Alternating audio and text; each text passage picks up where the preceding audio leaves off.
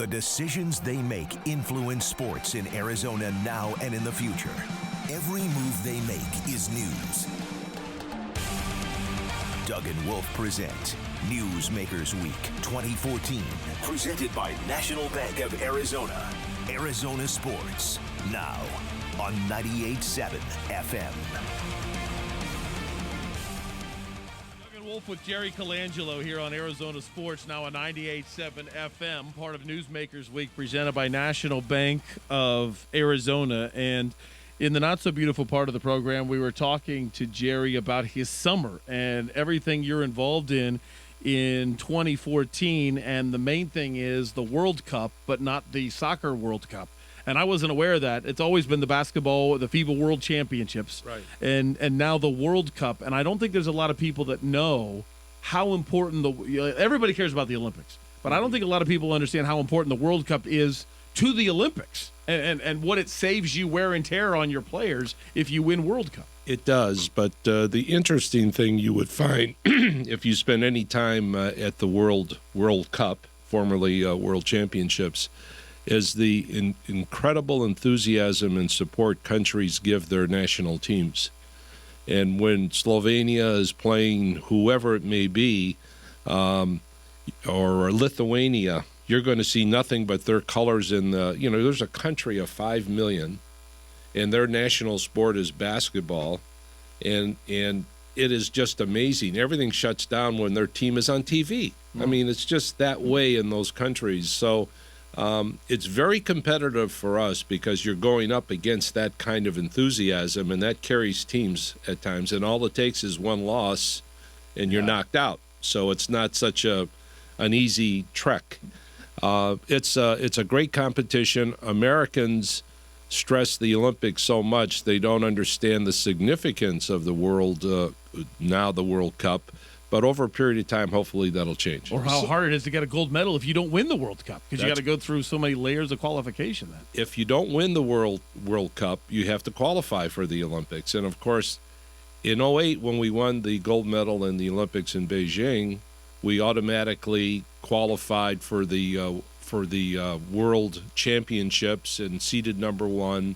We won. We didn't have to qualify for the Olympics in 2012, and that saved a summer of competition for us. Jerry, what was the impetus behind the name change? FIBA, which is the international ruling body for basketball, like every sport has an international ruling body, decided they wanted to bring more attention to it, and that with their research, they felt that World Cup, in terms of name change, would be significant. And thus far, the response in terms of sponsorship and support has proven to be true. So after soccer, the World Cup, right? How does soccer feel about that? I really am not sure, but I personally don't care that much about how they – I mean, it doesn't really matter. The good thing about it, we both, play with round balls.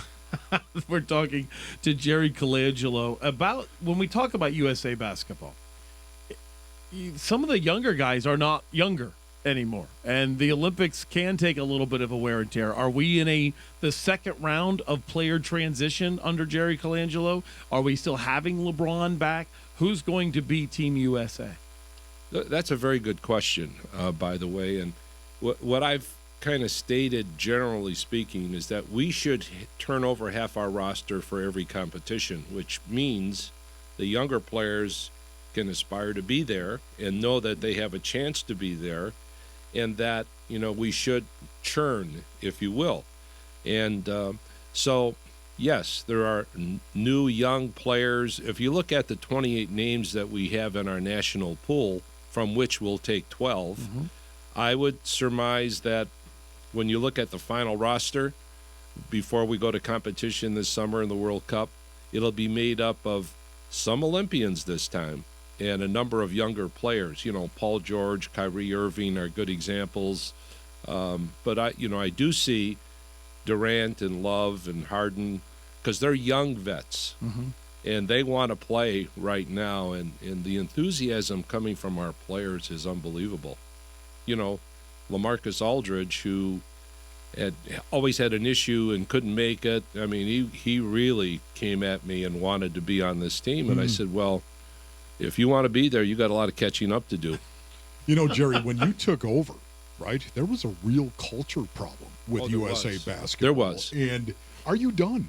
Is it complete, the transformation of USA Basketball, or do you still have more work to do? Well, no, I think you continually improve your infrastructure. You know, we use that word a lot. We have a great system in place now for USA Basketball.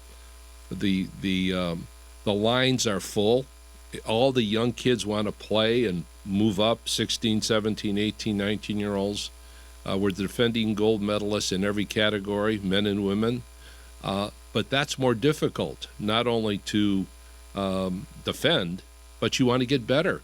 And so some of the things that I'm really focusing on now are an initiative that I'll be involved in trying to bring the constituents together, the NCAA, the NBA, and lifting the bar for basketball, youth development.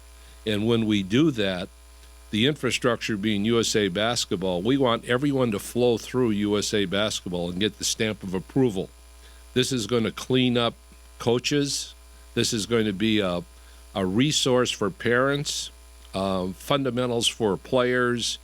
And don't forget, much of this is going to happen in Tempe.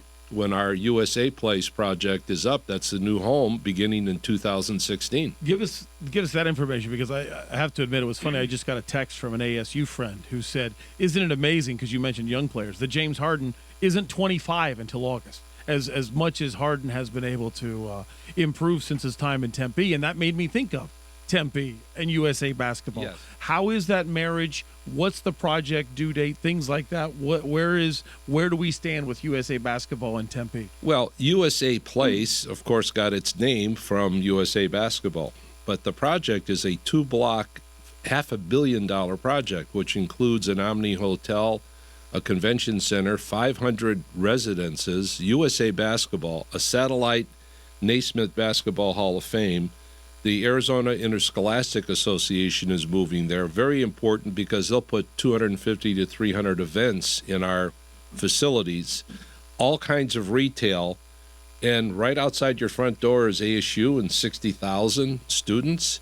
I mean, this is going to be a knockout project, great synergy, and we're really excited about it. And the key for USA Basketball is all of youth basketball will flow through Tempe. And all systems go on that. I mean, it's ready. Yeah. Okay. Oh, yeah. Jerry, you've built this monolithic program here in USA Basketball. What threatens it the most? What could bring it down?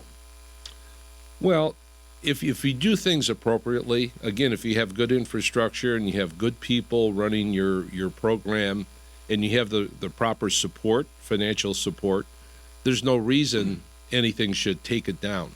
You know, there are a lot of institutions that straight off path, and things happen.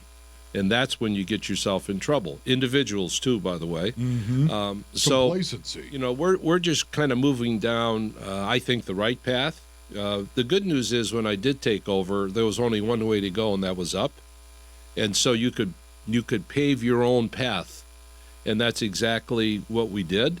And I think with maybe a few bumps, we've done the right things, and we hopefully will continue to do so.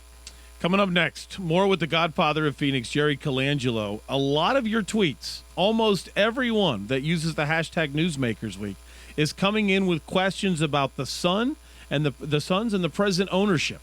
So let's ask that question. Mr. Colangelo and the Suns, how's that relationship, and what does he think of the current regime? That's next on Arizona Sports, now on 98.7 FM. The decisions they make influence sports in Arizona now and in the future. Every move they make is news. Doug and Wolf present Newsmakers Week 2014, presented by National Bank of Arizona.